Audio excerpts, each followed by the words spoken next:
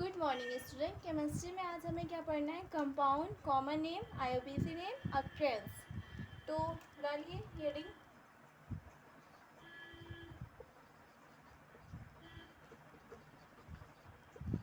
एक तरफ डालिएगा कंपाउंड,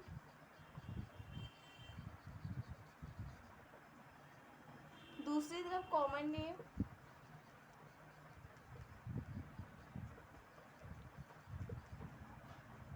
इधर आईयूपीएसी नेम,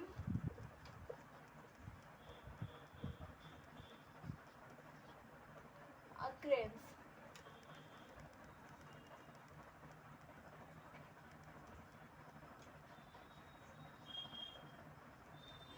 तो कंपाउंड में पहला लिखेंगे HCOOH। तो ये क्या है हमारा? HCOOH, formic acid.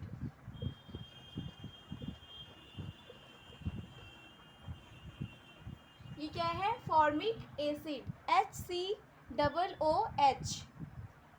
इसको आईयूपीएसी नेम में हम कहते हैं methanoic acid.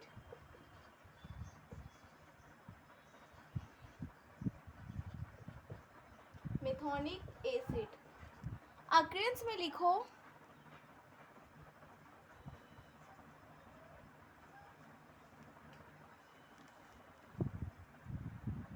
B and other stinging insect. लिख लो अदर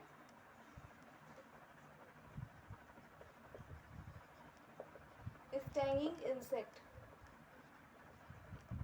नेक्स्ट लिखो CH3COOH, एसिटिक एसिड। CH3COOH क्या कहते हैं? Acetic acid. इसको हम क्या कहेंगे? Ethanoic acid.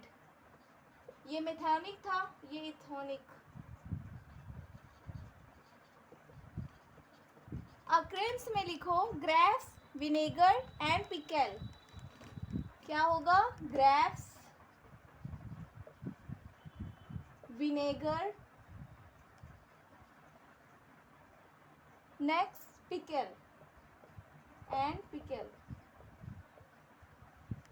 नेक्स्ट लिखो प्रोपियोनिक एसिड, CH3CH2COOH।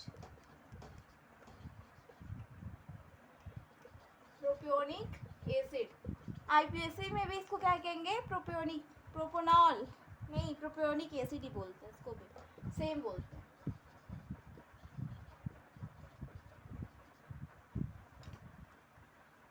इसमें क्या होगा? Animal fat, vegetable fat. Animal fats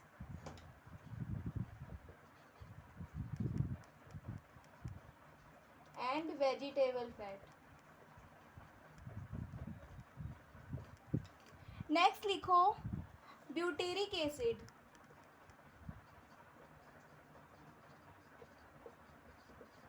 क्या होगा? CH3 ब्रैकेट में CH2 का होल जो है COOH,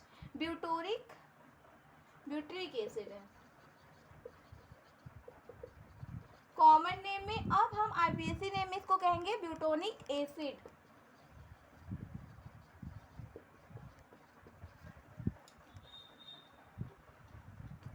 ये रेंसिड बटर होगा।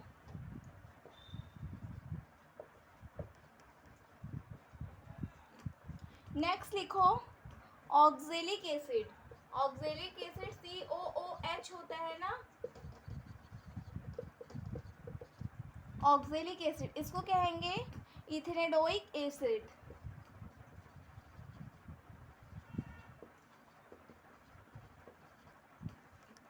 ये किडनी स्टोन और कैबेज के लिए। अक्रेंस इसका क्या होगा? किडनी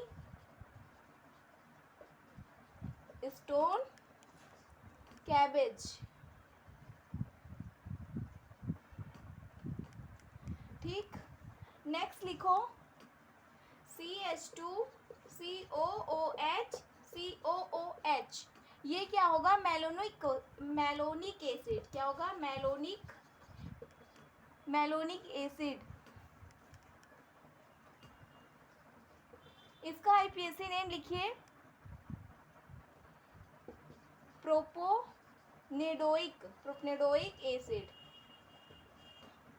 प्रोपेनोडोइक एसिड ये किसके लिए होगा? प्लांट्स, लीव्स,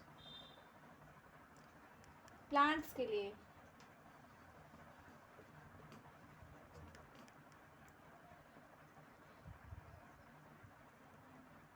इतना नोट कर लो। एक और लिखो, succinic acid, CH2COOH, CH2COOH, succinic acid क्या होगा इसका? Butanoic acid, butanoic acid. इसका अक्रेंस लिखो, amber, amber, lignite, amber, lignite and many plants.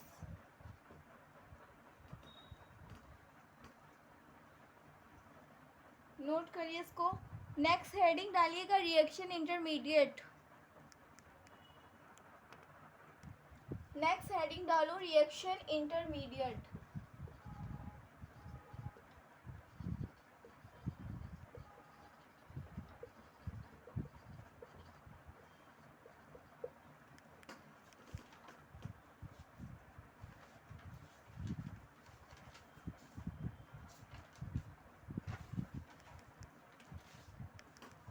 इसमें लिखो carbocation, carbo anion, free radical, benzyne, carbene, nitrene, जिसमें structure stability, carbocation, carbo anion, free radical, benzene,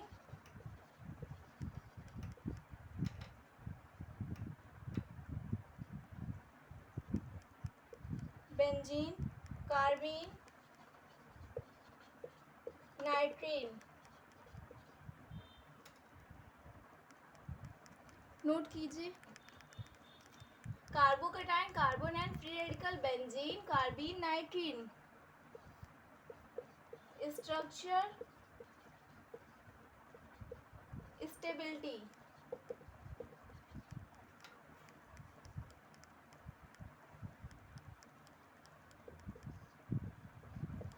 aromaticity,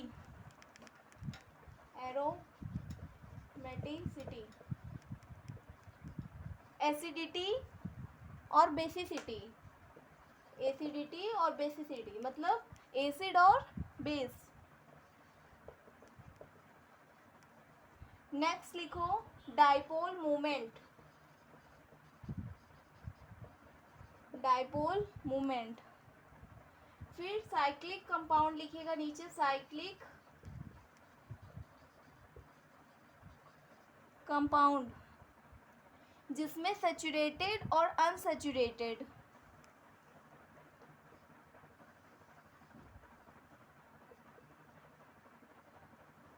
unsaturated, saturated. तो ये क्या है? Saturated हमारा नॉन एरोमेटिक कंपाउंड होगा, non aromatic compound. ठीक, अब अनसैचुरेटेड फर्दर डिवाइड होगा, अनसैचुरेटेड फर्दर डिवाइड करेंगे तो क्या लिखेंगे? Aromatic, non aromatic, anti aromatic, aromatic, non aromatic और एंटी एरोमेटिक।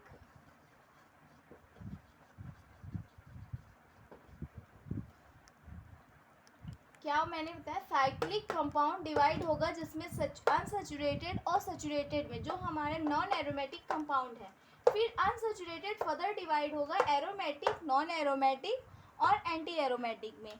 फिर इसको हम लिखेंगे, इसमें क्या क्या इन्वॉल्व, देखो साइक्लिक होगा, ये प्लेनर होगा, साइक्लिक होगा, प्लेनर, प्लेनर क्या है? sp sp2, कॉन्जुगेटेड होगा, और हैविंग, इसके नीचे अभी लिखना है, इतना लिखो उसके बाद इरेज करके बता रहे हैं। हैविंग, इसमें लिखो साइक्लिक, नॉन प्लेनर, ये प्लेनर होगा बट ये नॉन प्लेनर, जिसमें sp3 non aromatic compound, non aromatic compound. Anti aromatic क्या होगा? साइक्लिक होगा, प्लेनर भी होगा और कॉन्जुगेटेड होगा। हैविंग 4n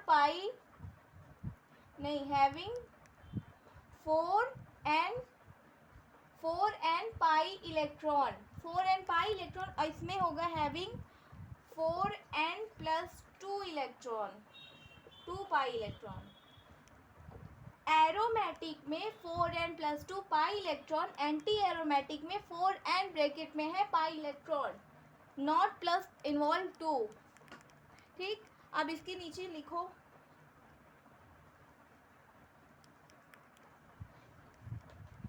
हैविंग के बाद इसमें लिखो n बराबर 0 इक्वल टू, इसमें 2 पाई इलेक्ट्रॉन, n बराबर 1, n बराबर 2, n बराबर 3, n बराबर 4।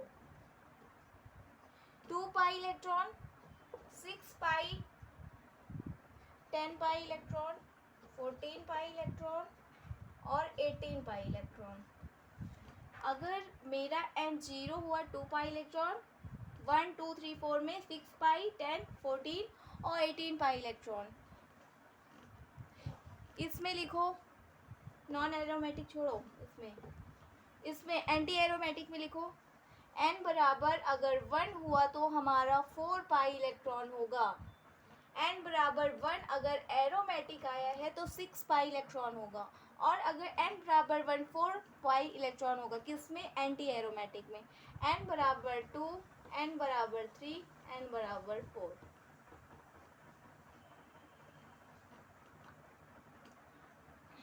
Eight pi electron, 12 pi electron, 16 pi electron. तुम इसको इतना मत वो याद रखना, इसमें ये याद रखना एंटी एरोमेटिक में 4 पाई इलेक्ट्रॉन, 8 पाई, 12, 16,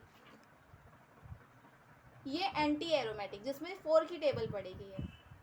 ठीक, और इसमें 2 की, तो ये एरोमेटिक होगा। अंडरस्टैंड? अब इसी के थ्रू हम निकालेंगे कि ये हमारा प्लेनर है, कॉन्जुगेटेड है, क्या है, तो वो हम कल बताते हैं। Okay, thank you.